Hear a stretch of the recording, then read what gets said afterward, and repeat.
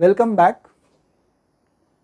We will continue our discussion of engines and of 2T heat engines for a while. First thing we should remember that any engine which we talk about, 2T or otherwise, is a cyclic device.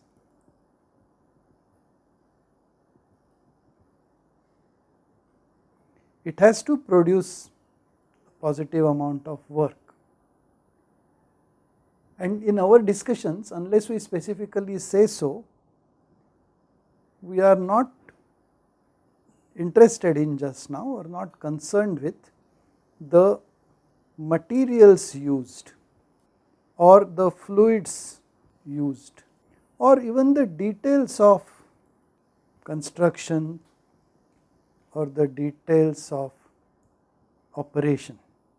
All that we need is that it be a cyclic device and that the work output or the power output of the engine should be positive.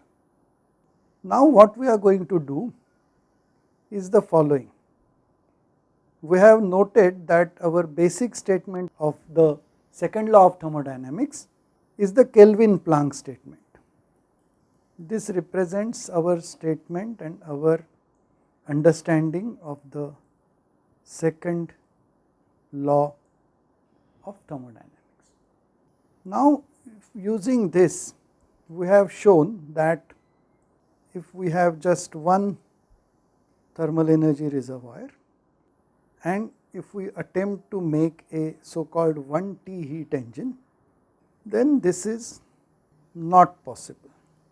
But if you have two different temperatures, then an engine, now we call it a 2T heat engine, will work by absorbing heat from one reservoir and rejecting heat to the other reservoir. Now let us have this nomenclature that reservoir T1 will be the one which supplies heat Q1, reservoir T2 will be the reservoir which accepts or to which the engine rejects the heat Q2, and we have shown that this is possible.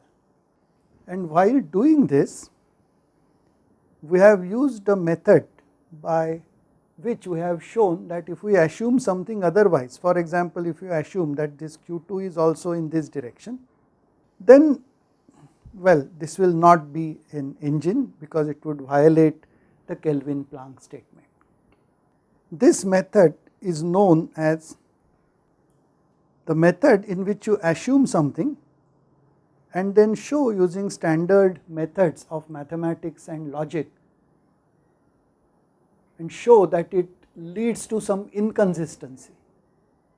That means some basic statement which is accepted as true itself is violated, then we are sure that what we have assumed is incorrect.